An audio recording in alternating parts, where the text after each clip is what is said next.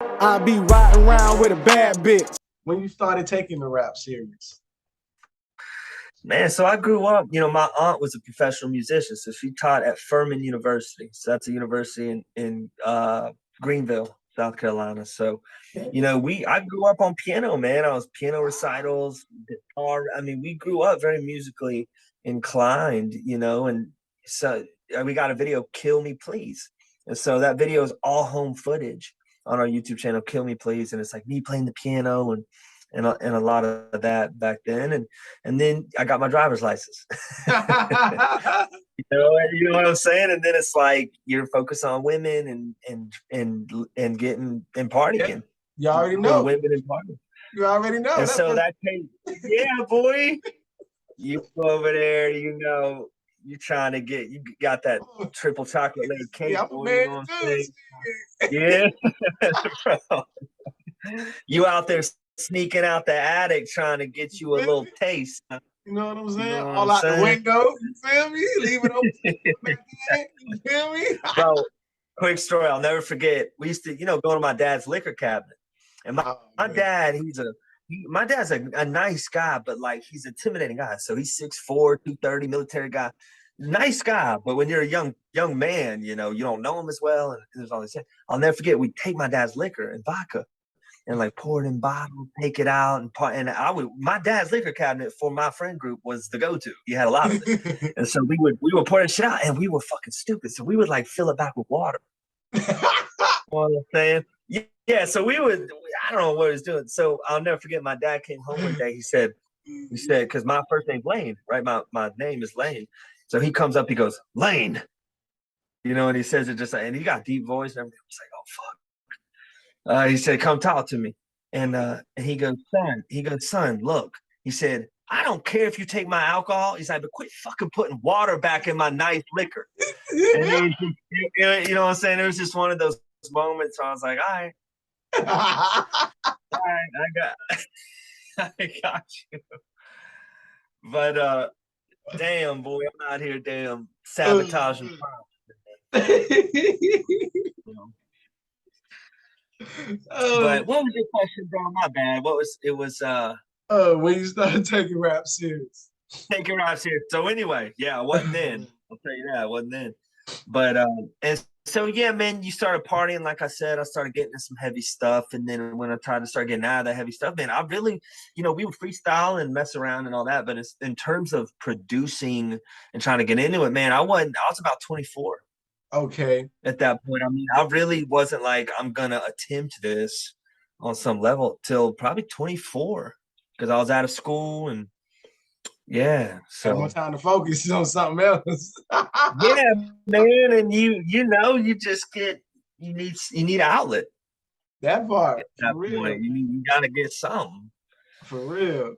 So what's the best advice you could give a new upcoming artist? Oh wow, man. I think it goes back to what I said, man. I think it's like just surround yourself with people that you trust. I mean, I know I keep saying that, but it's like surround yourself with people that you can trust that have your best interests in heart, man. And even if that's one person, even if that's your girl, somebody that's like, hey, I support you doing this, or I support you doing that. It's hard to find that, bro. It is. It's really hard to find somebody, and I know you know what I'm talking about. It's just really hard to find somebody that is there at every stage. You know what I'm saying? Of development. And so, and then look, beyond that, you gotta put in the work. True. I think a lot of people are like, I'm gonna upload something on TikTok, or I'm gonna upload it and take off. And it's like there's no such thing as an overnight success. And so be consistent. It's gonna take time. Oh yeah. And yeah, it's gonna take time, and just be around people that you help you improve. True. You know what I'm saying? And even if that's just as a person, doesn't have to be as an artist, just people that help keep you connected. Yeah. Yeah, man, that's some wonderful advice right there, man. I ain't gonna must you cap, man. Shoot. Yeah. So how long does it take you to finish a song? Oh man. The voice tell you like this, man. Voices. I wrote that song in about 15 minutes. Damn. That is not normal. Okay. Okay. Yeah. Yeah, I'm not even gonna sit there because you see some people on YouTube like Eminem wrote Rap God in 15 minutes. It's like, okay, you hear some of this stuff, but that was the one song I heard the beat, I sat down, it had just been in my head, Got you. Literally, it had been in my head. So, but honestly, man, like for me, it probably the writing process, man, 1 to 2 days. Okay. In terms of me like hearing a beat and then finishing my written, I mean, it's usually 1 to 2 days. And then the recording process, bro, I do one take. I don't punch in. It's harder for me to punch in just because I'm volatile. You know what I'm saying? I'm like Mystical. It would be hard for Mystical to punch in. It's just every bar so different. So different. Yeah. I do one take. I go into the booth and just do the whole song and then run through the whole song 3 or 4 times, and then we chop it up. Okay. Shoot, that's what I'm talking about, man. Now, this question right here, I ain't trying to get nobody in trouble. I ain't trying to get you in trouble. Oh, we passed that point, I think, dude. Okay, then. So, out of all your features, which one was the favorite? Oh man. I gotta say No Love. I mean, I gotta say Bubba, man. That's just a guy who well, I take that back. I love and there's one reason for that. I take that back. I love Bubba, but I gotta say Shawty Red. And the reason I want to say Shawty Red, he was shot and killed shortly after that song, and it's a cold case. Damn. And so he was killed in the Columbia Mall parking lot. And I'll never forget Red, man. We performed in a club. This is how we met this guy. We performed in a club. I shit you not, we're the only 2 white dudes.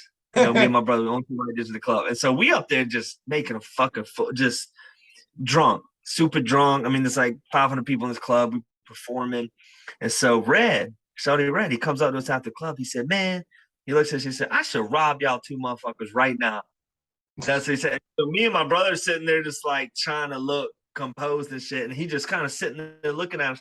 And we're just like, and he looks at us, he goes, bro, I'm just fucking with you, man. He's like, I fuck with you guys. And the rest was history. I mean, at that point, we went in, we recorded hundreds, and then he started putting videos out. Look at that.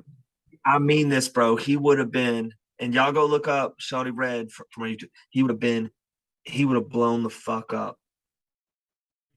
I mean, this guy, he had the voice, the image, the whole thing, and people knew that, and they took his life. Damn. Because of it. So yeah, man, R.I.P. Yeah, that was jealousy and envy, dude. So yeah. Let me switch that up real quick. So how important is consistency is in this industry? Say that one more time. How important is consistency? Consistency. Man, it's I think, honestly, I think it's probably becoming less important in some ways. I think you see a lot of artists, just to be honest with you, I think you see a lot of artists, they don't put out albums. They can now put out singles just because of streaming. And so you can get on TikTok and do one song and ride all the way up. In terms of a career, if you want to actually sustain and create a livelihood and support your family, it's everything. It's everything. And I think, for that reason, that's why Lil Wayne for me. Oh yeah. You look at for my lifetime, Lil Wayne and Eminem. Yep. Eminem. And you gotta give him credit just because who else is doing it? Yeah. NBA YoungBoy. Who else? Closest thing to that. Honestly, I'm just saying, putting out music. He the closest thing to that though. Every time we look around, he's dropping something. I'm like, fuck. Did that nigga ever stop? Man, I hope that guy, absolutely. And I didn't follow him until too recently, to be honest with you, because I know a lot of the younger generation, that's kind of their guy. That's the Lil Wayne to them, I guess. But I'll say this, man, he's got a great work ethic. That's what I'm saying. And, He's got a great work ethic, man. And my concern for him, not that he gives a shit about my concerns, but my concern for him is I hope he's around the right people. That part. Because we've lost a lot of people that weren't, that could have had a lot of potential. And so that's really it, man. If he could surround himself with some good people, we may look down here in 15, 20 years and he may supplant Wayne and Eminem and some of these guys because he's got a big future ahead of him. Yeah, he's still young, you know. I be riding around with a bad bitch. Shoot. So how much time do you spend in the studio? Oh man, not enough. Not enough, man. With my job, with this kid. Oh yeah, man. It's tough, man. And so I try to always commit the weekends, man. I mean, it's really hard. And so sometimes I find myself just being in there on the weekends. But I gotta tighten up, bro. I gotta get back in there and look, God's got a plan. Oh yeah, man. And that's it. And if he points me in a certain direction, I'm gonna go that direction. I think right now he needs me here, he needs me there, he needs me over this way, over that way. So, I'm just gonna follow his will with it and go from there. I totally agree with that, man. I'm gonna like this question though. Does hard work beats talent? 100%. 100%. And if you got talent and you work hard, hey, you look at young boy. So, yeah. I think you ain't gonna be the GOAT. I mean, I'll just be honest. I don't think if you have talent, you're gonna work your way into being the greatest. True. But you know what? That ain't what it's about, man. I think it's about improving. And so I think you want to be the best version. Yeah, you want to be the best version of yourself, man, because that's all you can do. And so, hell yeah, hard work's always gonna be talent in terms of your journey. Yep. With some of it. Yeah. I'm gonna like this one. So if you could give your fans and supporters one of your traits, what will it be? Are you coming up with these, dude? Coming up with these questions? Yeah, man. Wow. These are my questions that I come up with. Wow. You got a big future, man, for sure. I know I said that before, but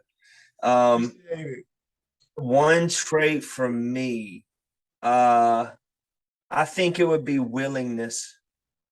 And I think, I will say this about myself, man. I'm always willing to do what I need to do or to try something or to be uncomfortable, and sometimes I think that's really all it takes. Is like, I will say this about myself, man.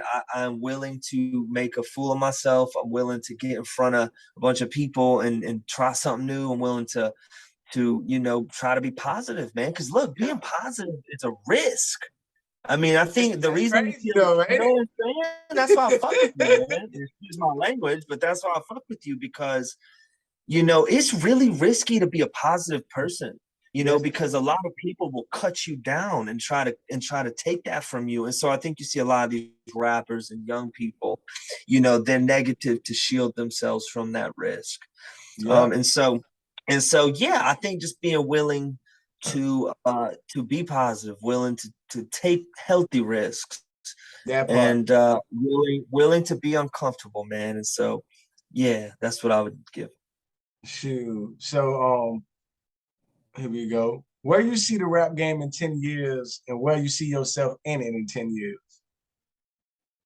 Oh, Lord have mercy, bro. I mean, they might not even be saying words in 10 years. I mean, it may be like, you remember that Kanye West song, doobity scoop, dee poop, doobity scoop. I mean, it's, in all seriousness, I think it's gonna scat music right now. Yeah. I mean, people may honestly, because it's a cycle. I mean, we may honestly go back in 10 years. People just making noises or beatboxing or. Didn't we go through home rap already though? I was gonna say. I mean, it's. I do think it's going to be a cycle. I mean, so I think some of it's gonna be that. I think it's gonna be some noises. I think there's gonna be, and I think you're gonna see someone who what's going to end up happening, I think, is the market is going to demand, someone to be versatile. And I think what's going to end up happening is the DJ, the electronics, I think everything is so synthesized. And I think what's going to happen is there's going to be a demand for someone who's like multi-purposeful at that point. It's someone who can like loop, because they got loop machines. So someone who can play a guitar and loop that on stage, and then after playing the guitar, do a flute and then do vocals and just loop their own set. So I think there's going to be some of that. You're seeing that with DJs. A lot of these DJs sell crowds with it. And then beyond that, man, I mean, I'll be real with you, man. I'm interested to just see what Kanye West himself is going to be doing, in the next 10 years. So hate or love the guy. Hate him or love him, I think the guy has a keen, judgment. Yeah, mindset. For 100%. So I'm going to keep an eye on him. And I expect that from us in North Carolina, because North Carolina's he don't know, but they the biggest Kanye fans right here. They right here. For sure, man. The guy, he knows psychology. Yeah, man. And then that man know what he's doing, man. He ain't no billionaire for no reason. A person don't get $1 billion by being stupid. Exactly. I was about to say 100%. You feel me? That's enough. He a billionaire, so you know he ain't stupid. Calling him stupid, that's what. Fucking genius. I know, man. Fucking marketing genius, man. So what? I know that you just had a son, so I know the son gonna be more part of it. But what keeps you motivated with doing music? Oh, wow. For me, man, I think I want to leave something for my family. Okay. And I think honestly, like I'm at that point in life with some of the things I put myself through, or some things I've been through, that I just want a record of, if push comes to shove, I just want my family to have something about me. And I think that's a big part of it. It's just something, if I, like I said, if I go tomorrow, if I go next week, whatever the case may be, I want him, my son especially, to have something to remember me. And so, I mean, I kind of keep it that simple, man. And beyond that, what happens. Oh yeah, man. Because I ain't gonna much lie, man. Your music got a lot of different personalities. I ain't gonna much lie. For sure. I put your music in a lot of different categories. You feel me? Not just in hip hop. Nah, man. You got the pop going on. You feel me? You got the hip hop going on. Then you got your own lane going on. You feel me? Mm-hmm. And then the music with you and your brother, man. I like that. I like it too. I listen to it all. Yeah. But this question right here finna really have me going. I was waiting on this one. Yeah. What are 3 things Fleetwood got to have? Oh man. So Fleetwood or as an artist? Yeah. Or me as a person, or Fleetwood as an artist? Okay. Keep it as the artist. All right. So this is like not necessarily to survive. This is just for me to be an artist, to be Fleetwood. Oh Lord, man. Oh man, that's a good question. Yeah. I think perspective is first and foremost. I think remembering who I am.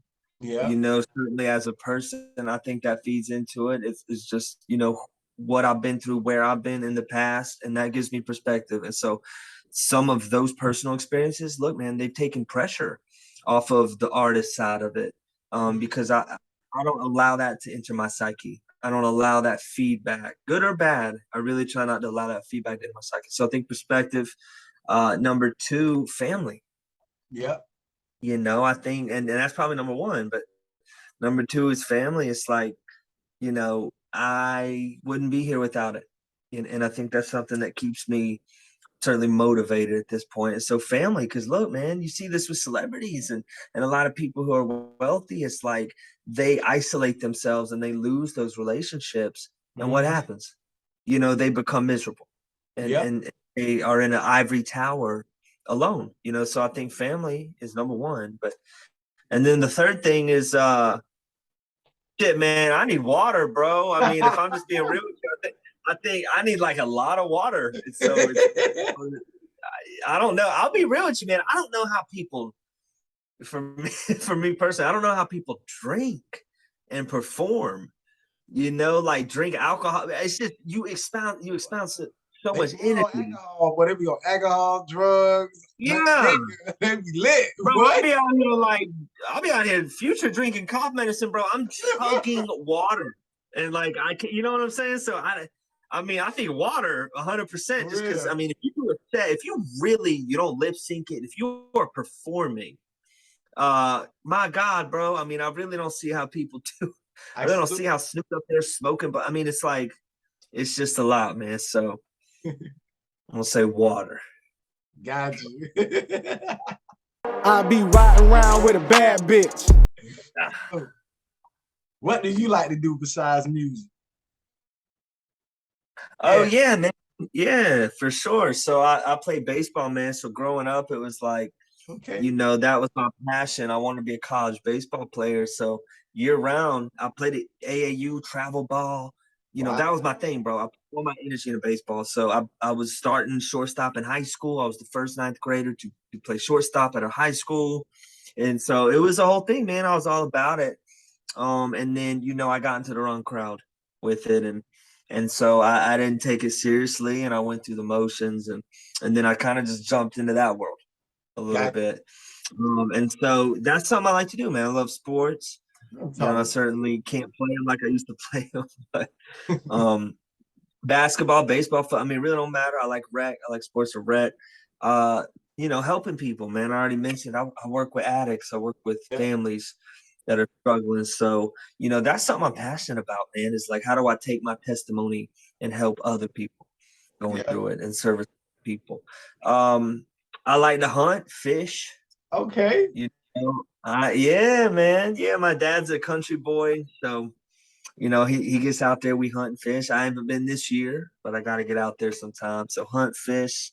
And really that's it, man. I mean, I'm a pretty simple guy. I go to work. And when I need to get in the woods or get in the studio on the weekends, you know, that's what I do. That's what I'm talking about, man. And then speaking on talking to people and motivating them, I want to touch on that. How does it feel to be able to be in a position to influence people with your words? Wow, it's a blessing. I mean, you know, it's hard for me to quantify that. It's hard for me to like put that into words. It's more of a feeling than something I could verbalize. But you know, I feel very blessed with that. And it's like we talk about imposter syndrome. And so as a counselor, like we call it imposter syndrome. So basically what that means is like, who the hell am I to tell them how to live? You know what I'm saying? And who the hell am I to be an artist? And who the hell am I? So, I mean, I think that's something you deal with. I mean, I think that's something everybody deals with on some level, but you know, at the same time, I have to remember why I do these things. And if it can help one person, I'm with it. That part. You know. That part. Shoot. Now, I'm gonna love this one. How important it is to invest in yourself in this industry? It's the only investment you have.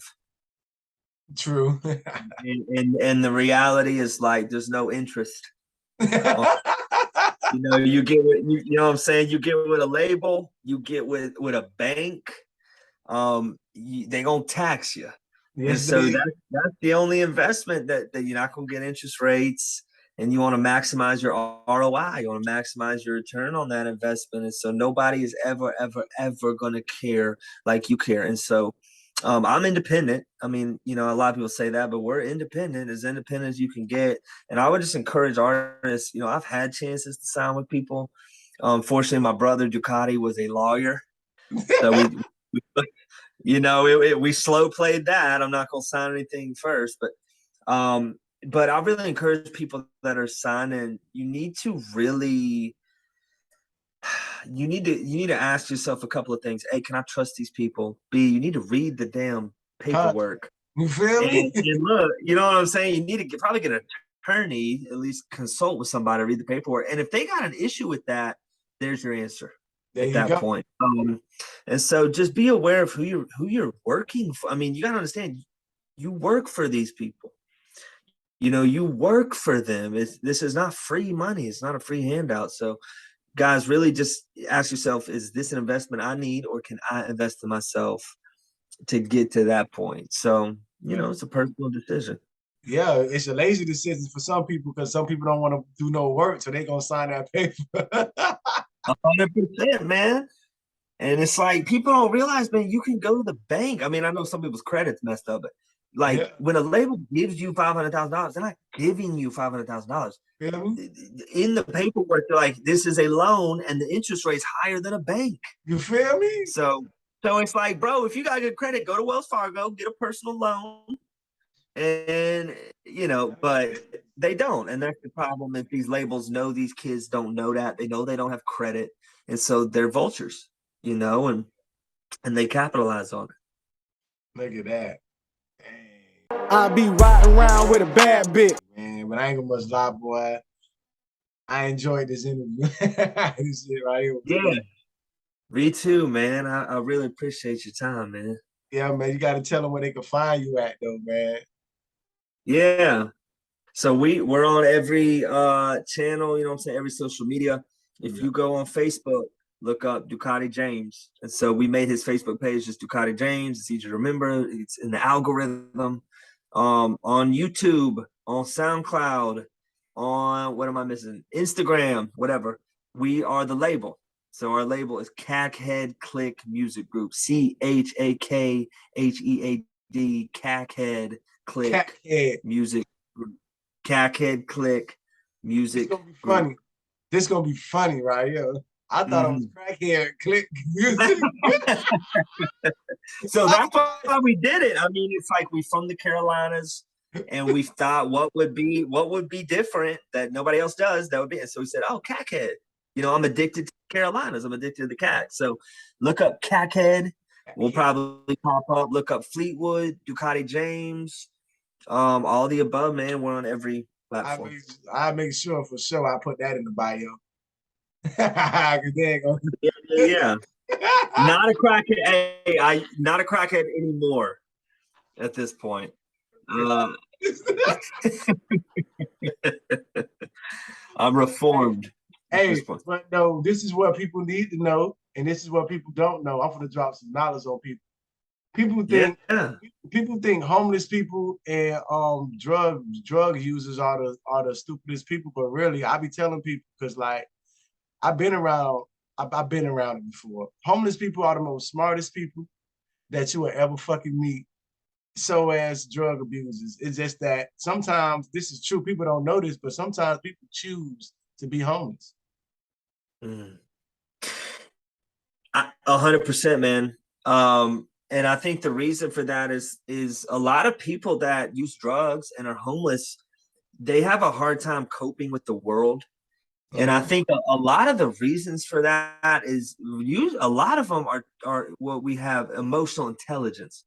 So a lot of people that struggle with addiction, man, they have a high EQ, not IQ, but they have a high EQ, and they pick up on people's signals and facial expressions and the way people move. And it's like you get so much of that. People get overwhelmed by that. And so when you speak with a lot of addicts and homeless people, it's like they're so tapped in.